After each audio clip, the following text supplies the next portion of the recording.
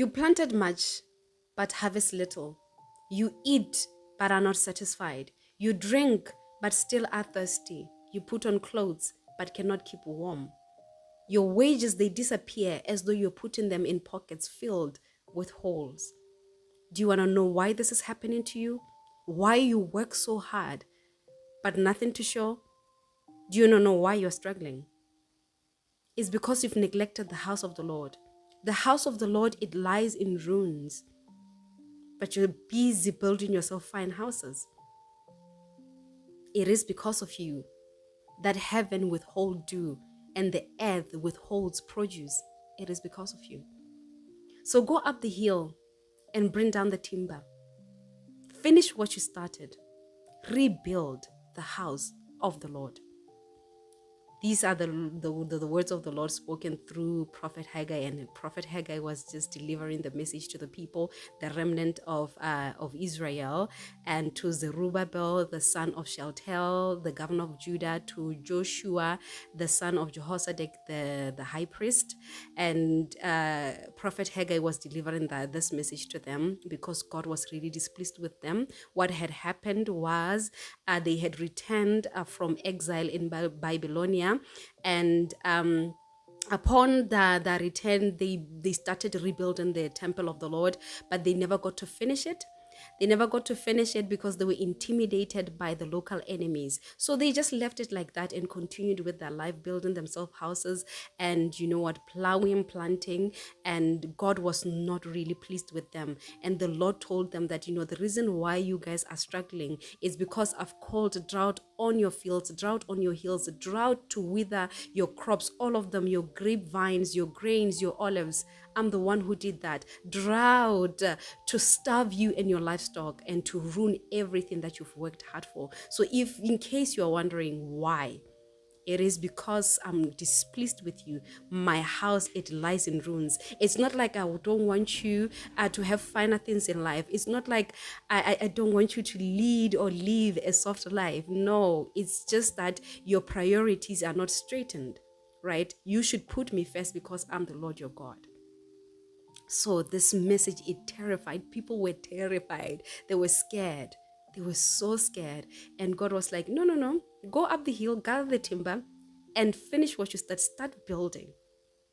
Right? God says, do you know what? I will be delighted. And I will really, really feel honored if you do that. So God was like, you know what, guys? I'm with you. Do not fear. I'm with you.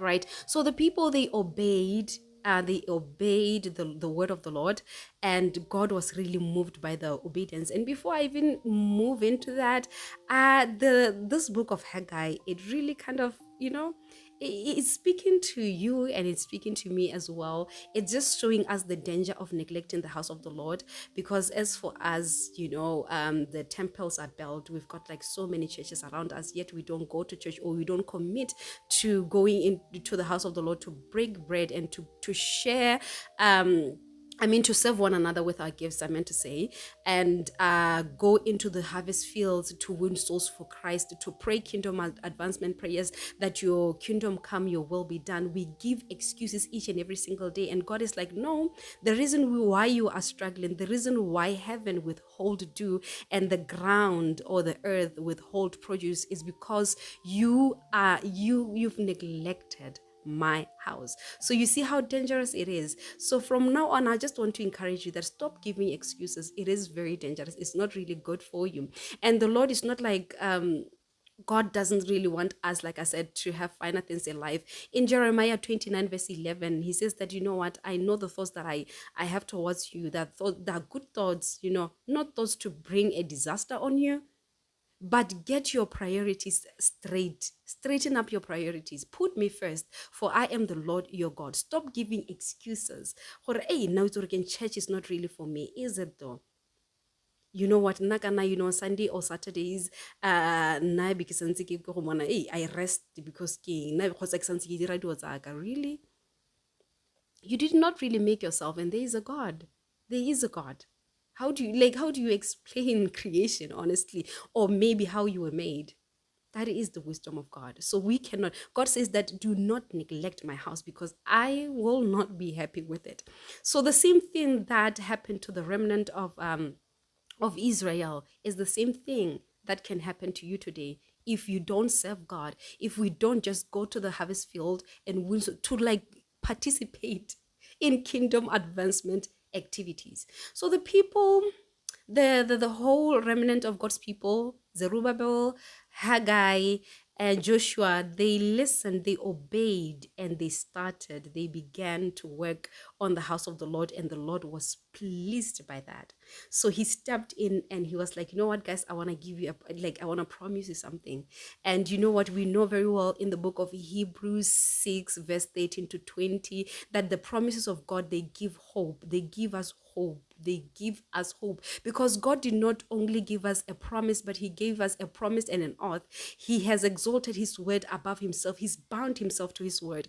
We receive the promise. We know very well that God cannot lie. Whatever he says he will do it. So he was like, you know what, guys, I know that right now, it does, like right now is so dry in your life, but I want to promise you something. He was like, you know what?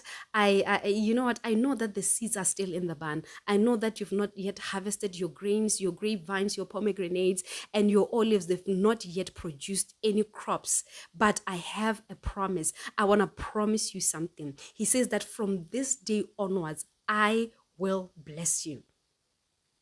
So God was like, you know what? I know very well that right now you're struggling. I know, but I know the ideas that you have, the business ideas that you have, the kind of lifestyle that you want, the kind of houses that you want to build. I know all of that. It's not a bad thing to think those things, but I know very well that you've got nothing to show. You keep going to church, you keep serving the Lord, but there's nothing to show right now. Or people Bible working that discourage working, we pray, but God is not answering us, or we do this, but this is not really happening. But they've given up on God.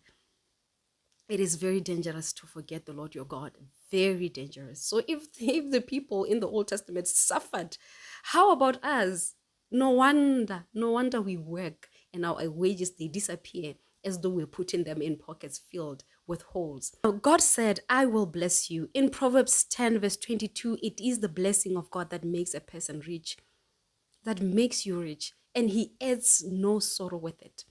He adds no sorrow with it. Deuteronomy 8:18, remember the Lord your God, for he's the one who gives you power to be successful, to gain wealth. So let us not forget the Lord our God. A re sokologeng, re neele matshelo a gago mo go ene. A re mme ko pele mo sengwe se le gore ra se dira.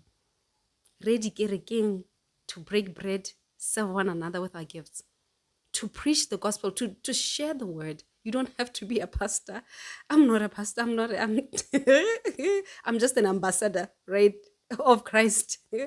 To go into the harvest field and win souls. So be encouraged. Happy Sunday, and may the Lord bless you.